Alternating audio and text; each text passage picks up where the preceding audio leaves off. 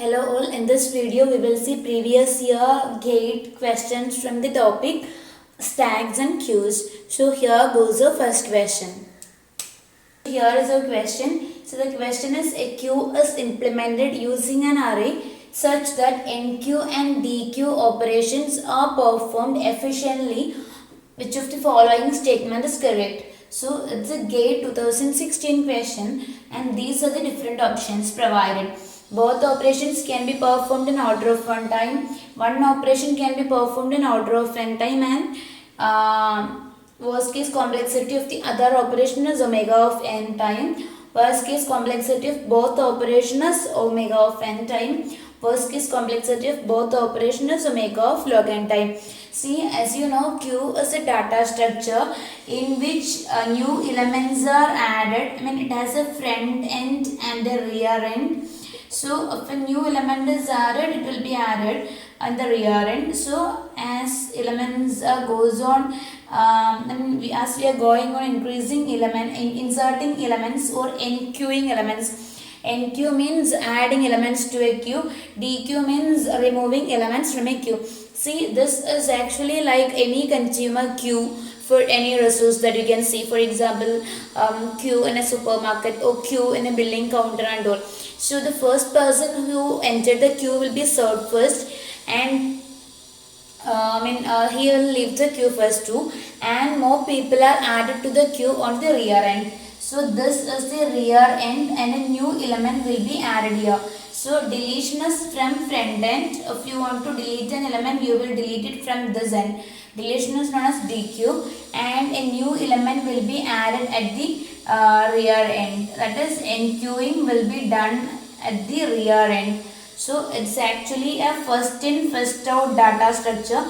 That is, elements are added at the rear. The first element entered will be removed from the queue first. No other way. In a typical queue, the first element entered will be removed first. That is, 1 is the first element entered, then added 2, then enqueued 3, then enqueued 4, then enqueued 5, and then enqueued 6. So the first element inserted was 1. So 1 will be removed from the queue first. And when new elements are added, they will be added at the rear end, and when elements are deleted, they will be deleted from the front end. So that is Q. See, so we will be, even if we are implementing this using array data structures, we will be using two pointers or two integers will be separately kept. First one is the front pointer and last one will be the rear pointer. The other one is rear pointer. So the front pointer keeps track of the element which has been entered to the queue first. Least recently entered element, and the rear pointer keeps track of the element which has been inserted to the queue most recently. That is, the element that has been entered to the queue lastly. So that will be kept track of by rear pointer. So if you want to insert an element, you can simply insert that element by incrementing the rear pointer by 1 and inserting the new element here. If you want to delete an element from the queue, you just has to point the front pointer to the next value in the array. So even if you are implementing this is an array, if it is a linked list, you can remove the element. So whatever be the case, you need just one operations to DQ from a queue or NQ into a queue. That is, if it is NQ, you just have to increment the rear pointer by 1 and increment and insert the element. If it is DQ, you just have to increment the front pointer by 1. Then that element will be ignored, and that is how we delete elements. So whether it is enqueuing or dequeuing, you just need to do one step. That is, increment the corresponding pointer, and if it is enqueuing, just add the element in the new index. So that is, you just need one step to do this. Hope that is clear. So the answer is A. That is, both operations can be performed in order of one time. Hope this is clear. Okay, so we will move on to the next question. So here is our next question. The question is the result of evaluating the postfix expression. So we have given a postfix expression. See, postfix expression is an expression in which the operands come first and operators come later. For example, 10 and 5 are appeared first. I mean they have appeared first and only after that plus. For example, if you are writing 10 plus 5, this is actually an infix expression because the operator appears in between. Now if it is plus 10, 5, this is actually a prefix operation because the operator appears first. If it is 10, 5 plus, it is actually a postfix operation because the operator came last. So this is how we call different expression. This is infix, this is prefix, this is postfix. So we are given a postfix expression and we are asked to evaluate this expression. So see, evaluation of a postfix expression is done using stack and I will tell you how you can do this. This is also a typical GATE question. So you should be knowing this. That is how you can do this. See, what you have to do is you have to, for evaluation of postfix expression, you will be having a stack which stores the operands. So so 10 will be pushed to stack. Now 5 will be pushed to stack. So whenever an operator appears, you have to you have to pop both the operators off of the stack and perform the operation. So the first, while popping, the operator at the top of stack will be saved into variable B. Next the operand which is appearing on top of stack will be stored to a variable B and the next operand will be stored to A, and the operation that you need to do is A or B. So keep this in mind, don't forget this, because this operator should be, this is A and this is B and the operation should be A or B. If the order is different, if it is, for example, if it is, if the operator is subtraction, you have to subtract 5 from 10, not 10 from 5. You know that the results are just opposite. So that should not be the case. You have to be, you have to ensure that you are taking operands in this order.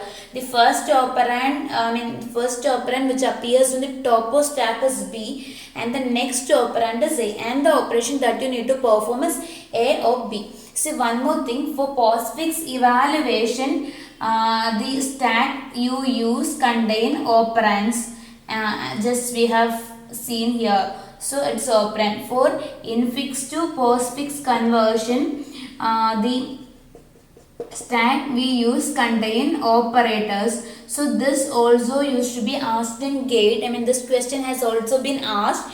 That is, for infix postfix operation, what is the kind of stack that we are using? The answer is, it is operator stack, and we will see in one of the questions hopefully. Now I just wanted to say it because we are doing evaluation right now.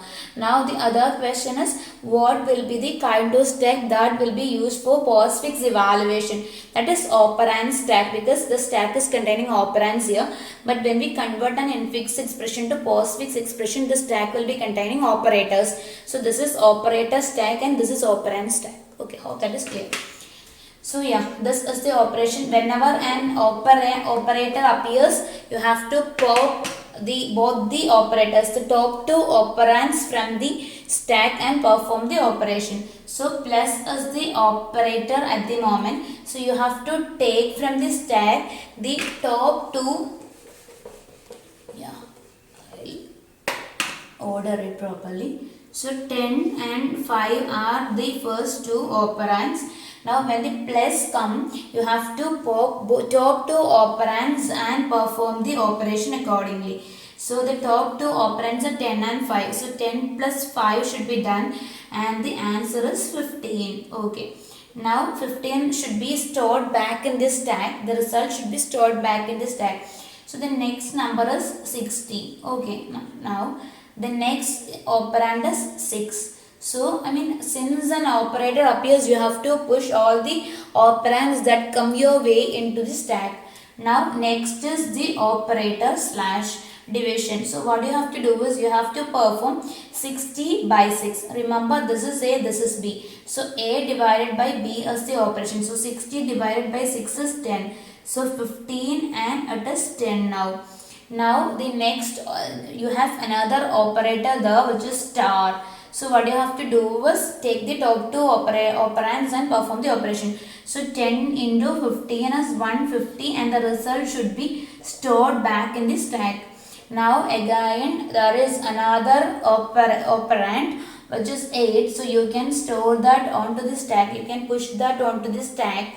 And next is an operator minus. So you have to subtract 188 from 150.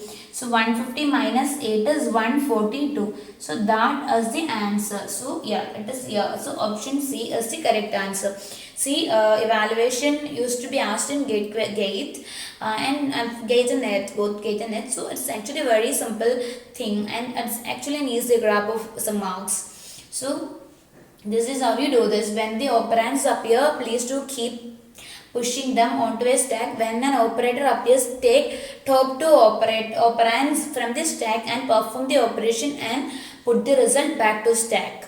So this is how we do this. So answer is 142. Hope this is clear. We will move on to the next question. So here is our next question. The question is the best data structure to check whether an arithmetic expression has balanced parentheses. So Q, stack, tree, list. See, if we can make use of any of this data structures to do this, but stack do this very efficiently and very easily. So the question is the best data structure, that is the data structure which can achieve it very effortlessly. So we will see how stack can do this. So it's actually GATE 2004 question. So we will see how we can do this. For example, of an expression is like A, yeah,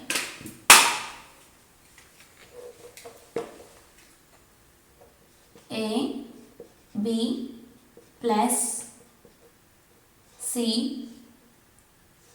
So this expression is A plus B plus C, and you know that it has balanced parentheses because it has two opening brackets and two closing brackets. So how we can achieve this is, if we are seeing an opening bracket, just push that into a stack. So when you see the next opening bracket, push that onto the stack. If you are seeing a closing bracket, what you can see is you can pop, you don't have to push the closing bracket, but you can pop the if you are seeing a closing bracket and stack of top of stack is an opening bracket, you can pop that opening bracket off of the stack. So this can be popped. So when you see the next closing bracket, you can pop, when you see the next closing bracket of the stack top as an opening bracket, you can pop that off of the stack also. Okay, so this is how you can do this. For example, if it was like yeah, A plus B plus C. If it is like this, you know that again it is having balanced parentheses. So what you have to do is, when you see the first opening bracket, just push that into a stack. No, I mean it's almost like this. I'll write another example.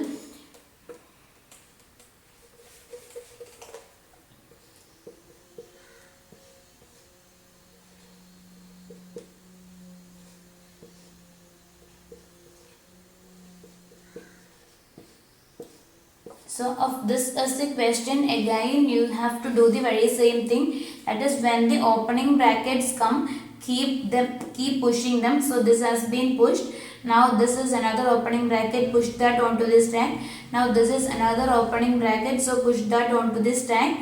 Now as a closing bracket and top of stack is an opening bracket, so you can pop this off of the stack. Again is an closing bracket and top of stack is an opening bracket, so you can pop that off of the stack. Now next is an opening bracket and top of stack is opening bracket itself, so all the opening brackets can be pushed to stack. Now when the closing bracket comes, this is an opening bracket and top of stack, and you can pop that off of the stack. And when this closing bracket comes, you can pop this opening bracket off of the stack. And now what happens if the expression is not having balanced parentheses? So that should also be identified. Or what if it's like this?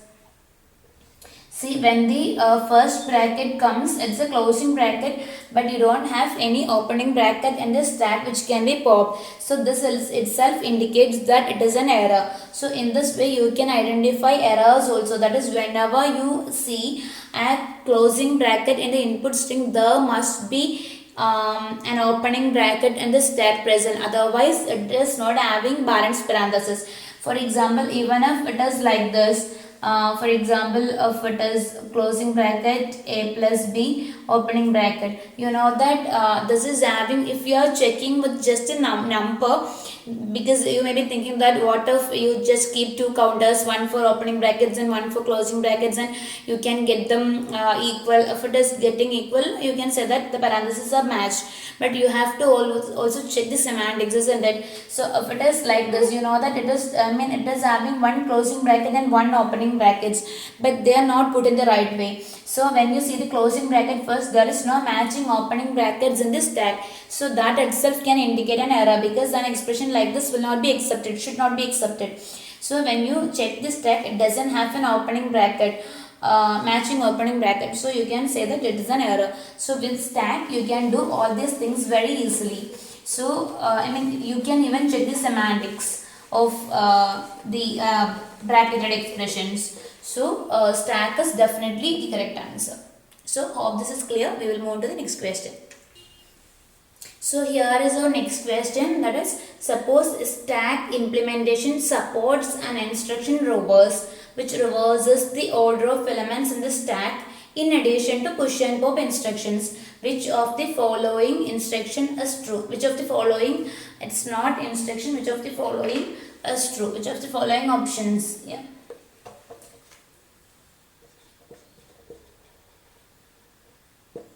Is true. So it's a GATE 2014 question, and the options are Q cannot be implemented using this stack. Second option is a Q can be implemented where NQ takes single instruction and DQ takes two instructions.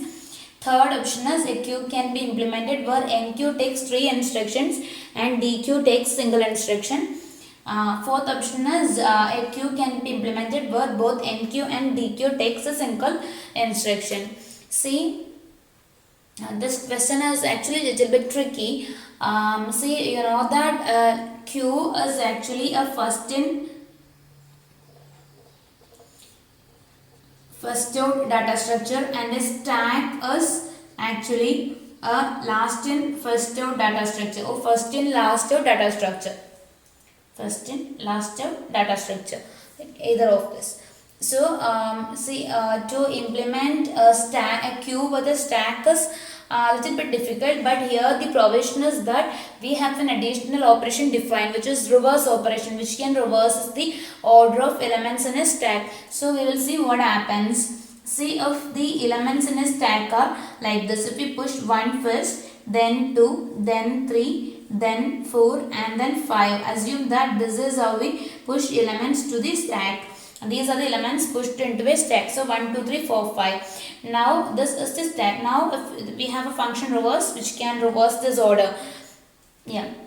That is, you can now if we take output, the usual output will be 5, 4, 3, 2, 1, because the stack can only take elements which are entered last, because the last element entered will be taken out first. So 5, 4, 3, 2, 1 is the ordering a stack can provide.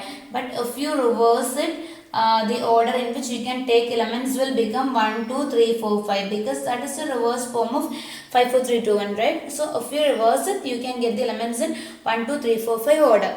And you know that Q is first in first out data structure. So if you want to NQ something to the Q, you can add that element on the top of this, so that NQ will take just one operation.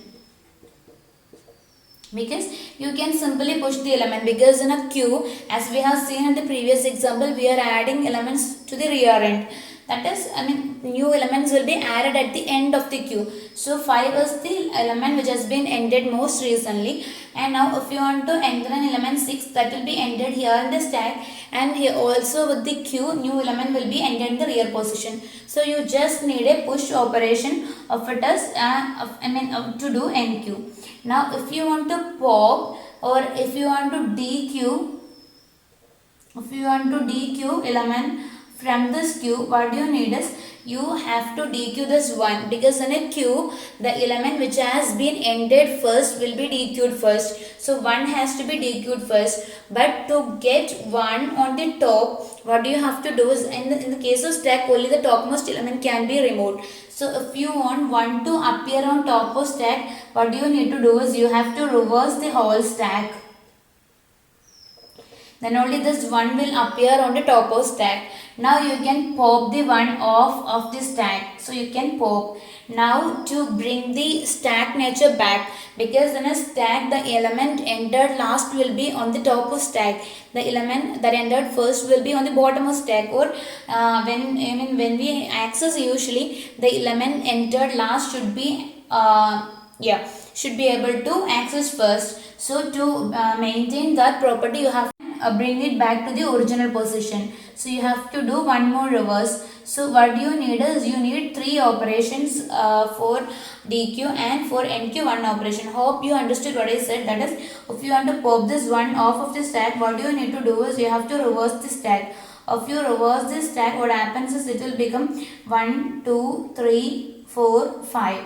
Now you can pop the one off of the stack. So if you pop it, it will be 2, 3, 4, 5. But 5 is the element which has been ended last. So if you want to maintain it as a stack, 5 should be appearing on the top of stack. 4 has been entered just before 5. So 4 should be there on the top of stack just below 5. So that is, you have to reverse the stack once again, so that you will get 5, 4, 3, 2. So you need these 3 operations in case of DQ.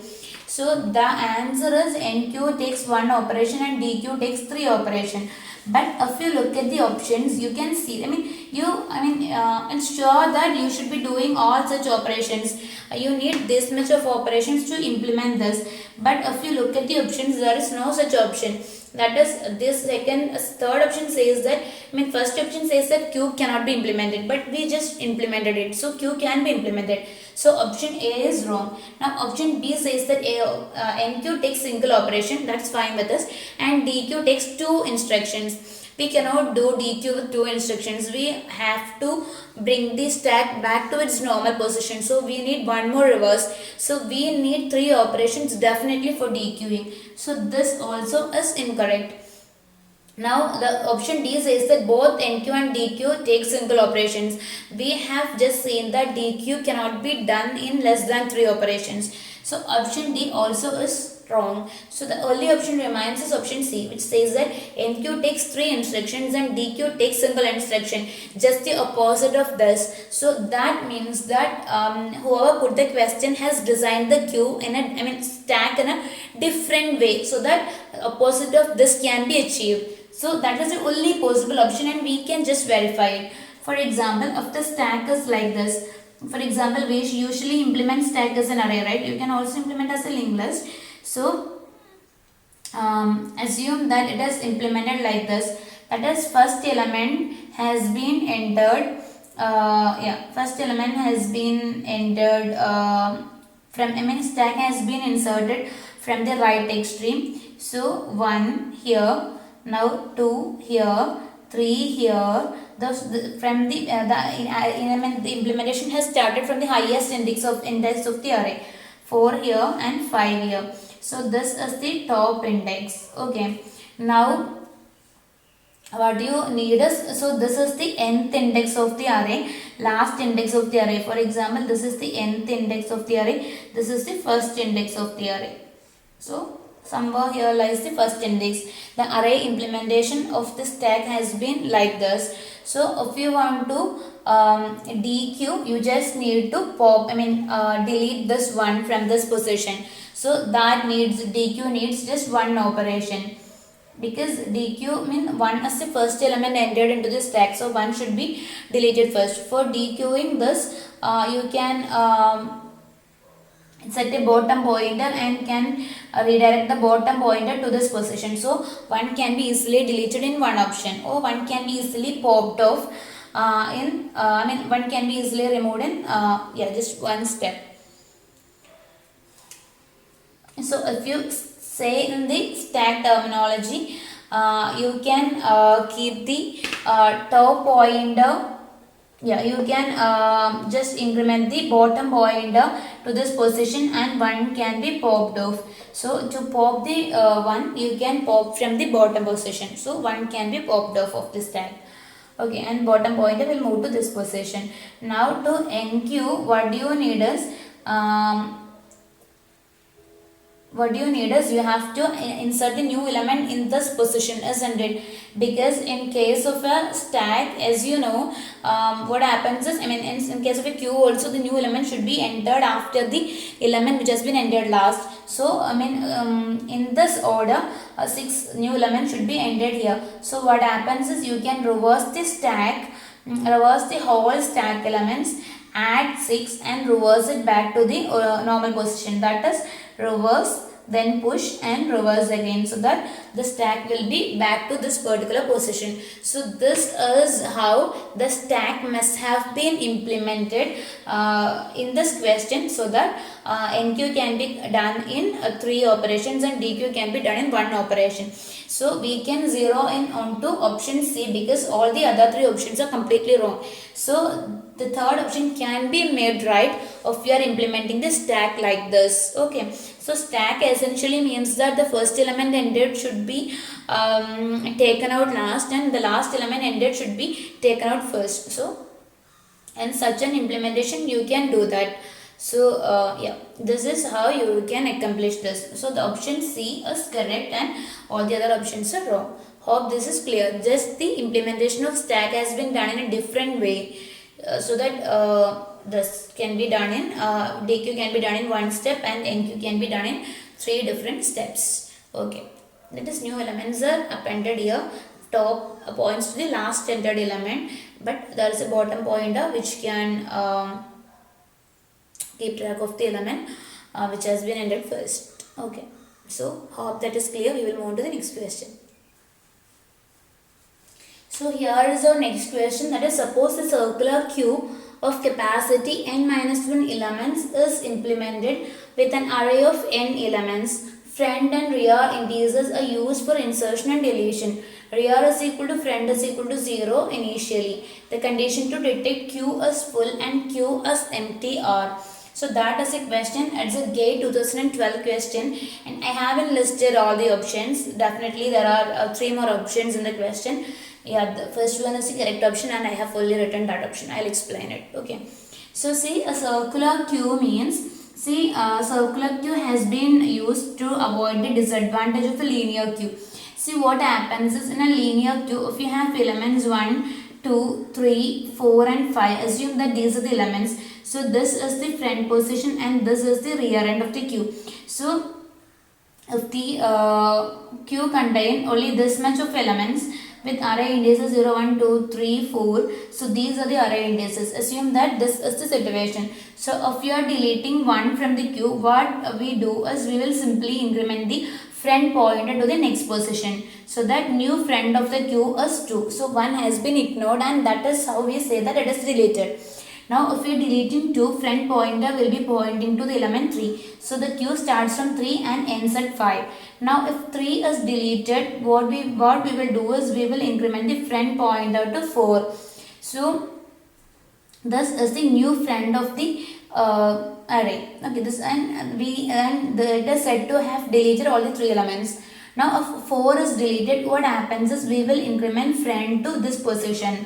Okay. So all these 4 elements are said to be deleted. Actually they are simply wasting the array indices. Now if 5 also is deleted, both rear and friend will be we can even what we can do is we can either increment to the out of array index and say that the queue is full, or we can do some other mechanisms, or we can bring them back to this position if you want, or assume the case wherein 5 was present in the array and all the other array elements are deleted. So this is the state of the array at this moment. And if you are trying to insert another element 6 it will show that array is already full, because both front and rear are pointing to the last index of the array. If the rear is pointing to a last index of an array, in case of a linear array, that essentially means that the array is full. You cannot insert an element anywhere else in the array. The new insertions can be done only at the rear end. So rear end has already reached the maximum or highest index of the array. So you cannot add any more elements to this array. Whereas you know that 4 positions are empty in the array and only 1 position is consumed by the queue. Even then the linear array will show that the the queue is full. So, the linear arrays or linear queue implementations using single linear arrays actually waste lot of space like this. See, assume that if the array contains 10,000 locations and if there is an element in the 10,000th location and all the 9999 elements were deleted, even then the queue will show that it is full, because the only element which is present at the queue is residing at the 10,000th index. Even though all the 9999 indices left to it are free, you are not supposed to insert a new element to the left of the lastly inserted element. So all such 9999 positions are simply wasted. So that is the disadvantage of linear array.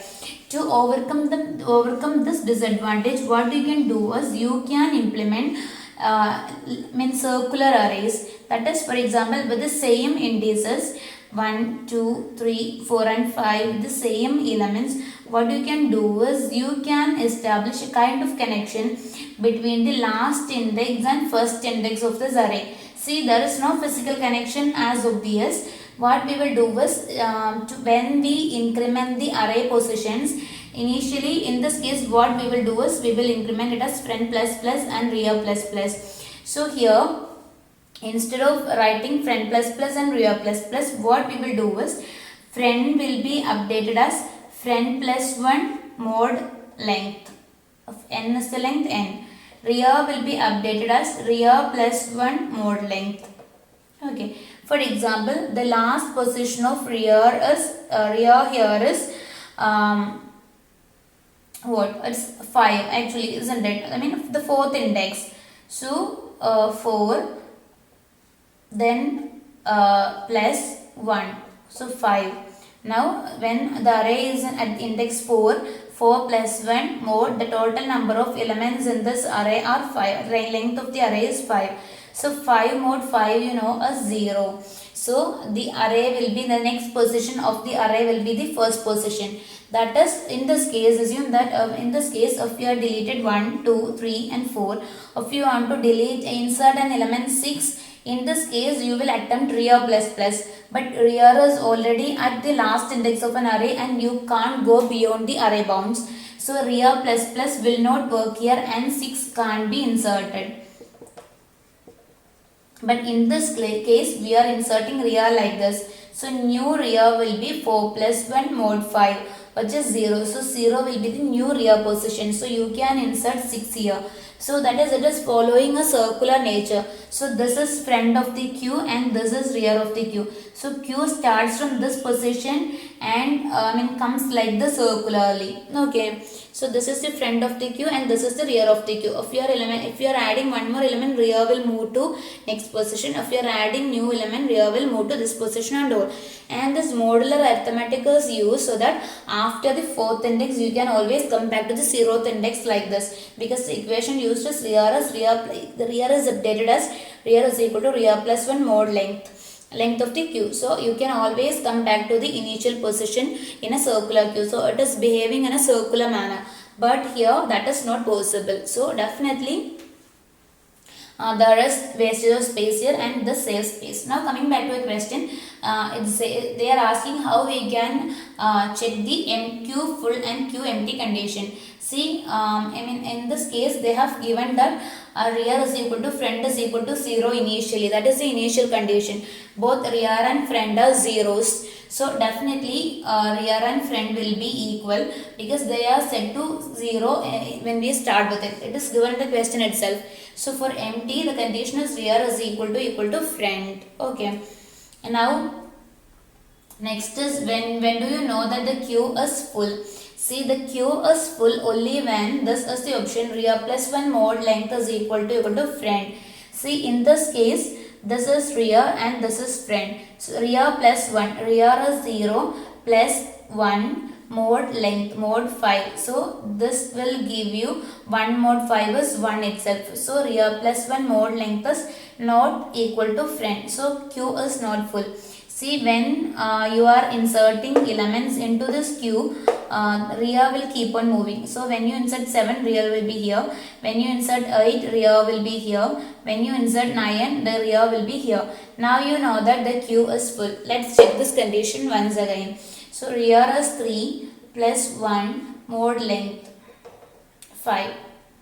So 3 plus 1 mod 5, you know that it is 4 itself. So front is equal to front is at index 4. So if next to rear if next to rear front is lying in clockwise direction, that is if front is next to rear in clockwise rotation, we can say that the queue is full, just like this case. That is, if you are adding 1 to rear in modular arithmetic of the value that you are getting as the index of front, that means the queue is completely packed and it is full. So this is the correct option. So this is how we update elements, and if front is preceding or following rear in clockwise rotation, we can say that the queue is said to be full. That is, both front and rear will be in adjacent positions. When you go clockwise, rear will come first, and right after that we will have front. So that is the case situation for queue full condition. So hope this is clear. We will move to the next example.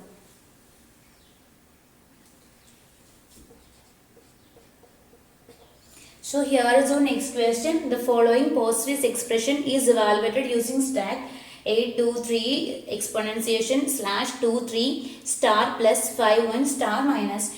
Top two elements in the stack after the first star is evaluated are. So that's a question. It's a GATE 2007 question. Very easy one. So we will see. So we have done a similar example in the session itself. So it should be very easy for you. So 8 is inserted.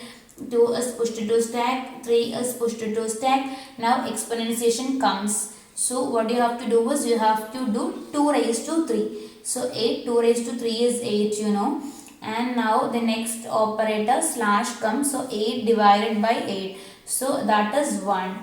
Now the next operator is operand is 2 and the next operand is 3. So next is an operator star. The first star. So we need to check what are the operands at the stack after this operation. So 2 raised to 2 into 3 is 6. So 6 and 1 are the operands in the stack once the first star is done. So 6, 1. So option A is the correct answer. Hope this is clear. We will move to the next question.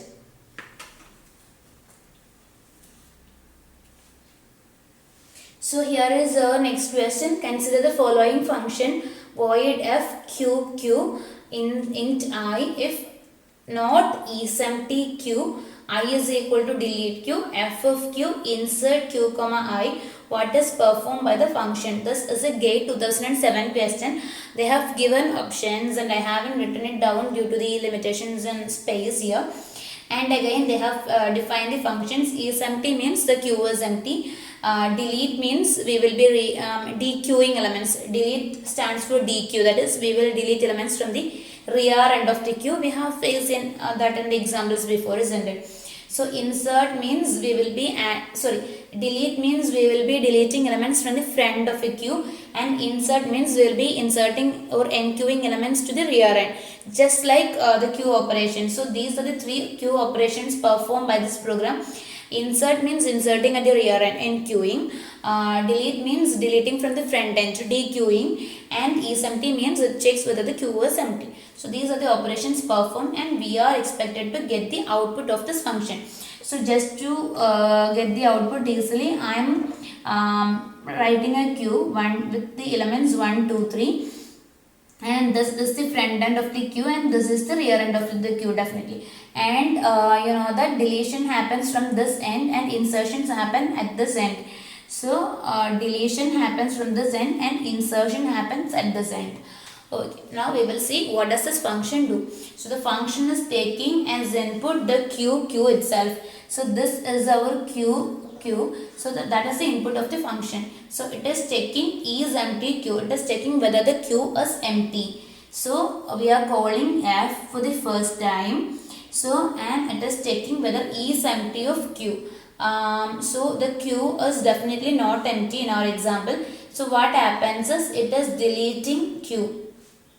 Deleting Q means deleting the elements that can be deleted. So in the first run, I is equal to deleting means you can delete only from this end. Front end elements can be deleted. So I is the deleted element, which is 1, isn't it? Now it is invoking f of q once again. So it is invoking f of q once again. But there is a function, so that is actually a recursive call. It is calling this function f again. So that is actually a recursive call. It's a very interesting question. So this f has been invoked from this point. So this function is incomplete. So this function insert q comma I is incomplete and it goes to another call of f. So f has been invoked once again. So we are back this position. The q1 has been deleted now. Okay. So now the q is not empty. It contains 2 elements. So I is delete. So the second element is deleted. So 2 is deleted. Now it is invoking f again. So the function insert q comma I or q comma I is 1. So I can write 1 itself. Q comma 2 is pending here. So from this point it is going to another invocation of f. So we are back at this position. So q is not empty because it contains the element 3. So I is delete. So it is deleting the next element, the element 3. And it is invoking the function f again. So this third line of code, that is insert q comma this deleted I, the 3 is incomplete and it is moving to another call for f. So when we delete this 3 also, this q is empty now. So this entire thing will not work. So that recursion stops. Another recursive call will not be made because we cannot get inside this if because the queue is empty. This if will be executed. The code inside this if will be executed if and only if the queue is empty. But here the queue is not empty, but the here queue is empty. So this recursion stops here. So recursion always what it does is it will go back to the parent call and will do the unfinished or pending task. So it comes back to this point and perform this pending task. So the pending task is insert q comma 3. Insert q comma 3. What it does is in the front end of a queue or in the first position of a queue, the 3 will be inserted. So 3 will be inserted. Or we can assume that in the queue 1, 2, 3 were the initial elements. They all got deleted.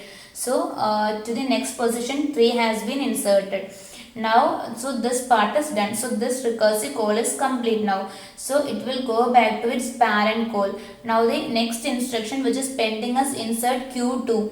So, we have to insert 2 in q. So we have to increment the rear pointer and insert 2. Now this is complete. So this recursive call is complete. It will go back to its parent call.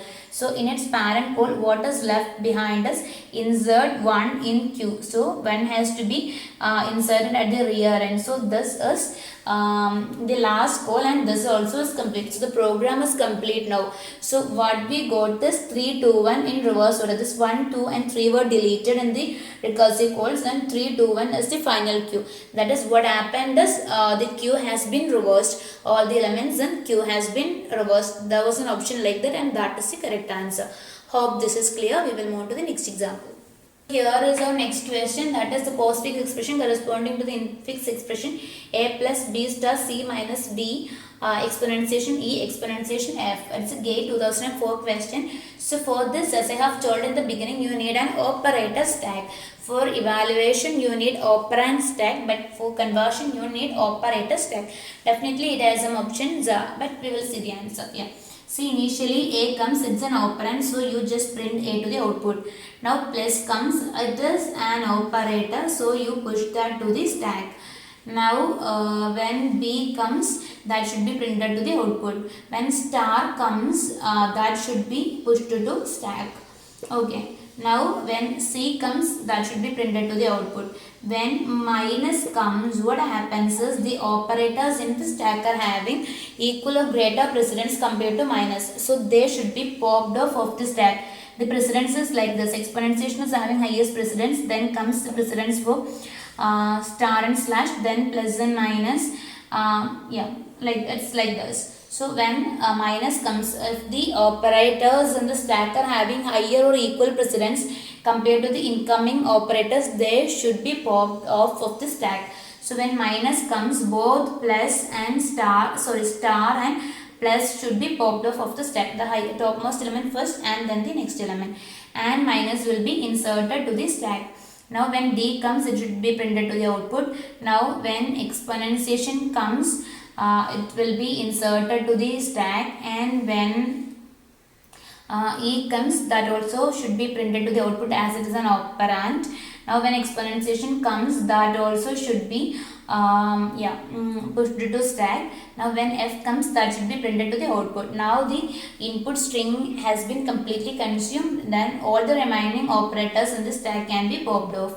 So this is how we do this, and this is the answer, that is A plus A, B, C star plus D, E, F star exponentiation minus. So that is the answer.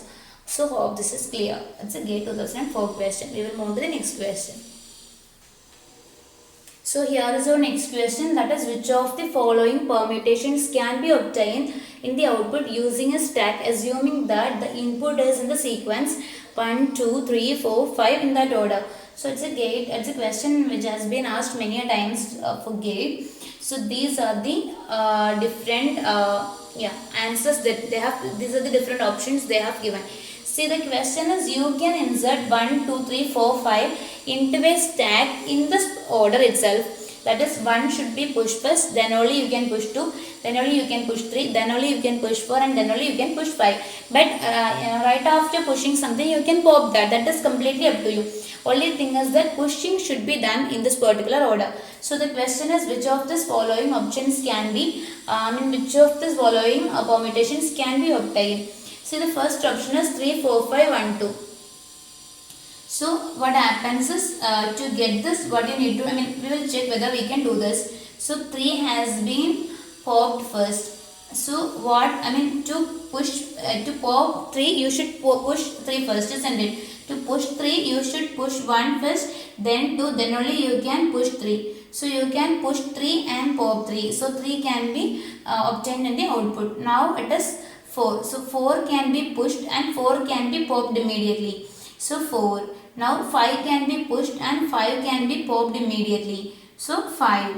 Now 1, 2. 1, 2 is not allowed because in the stack it is 2, 1. So 1, 2 you will not get 1, 2 because to push 3 you should have pushed 1 and 2 already. So 1 and 2 are there in the stack already. So you cannot push and cannot pop 1 first, but you can pop 2 first and then only you can pop 1.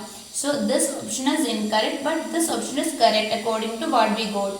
Now we will check the remaining 2 options also. So 1, 5, 2, 3, 4. That means 1 can be pushed at first, no issues.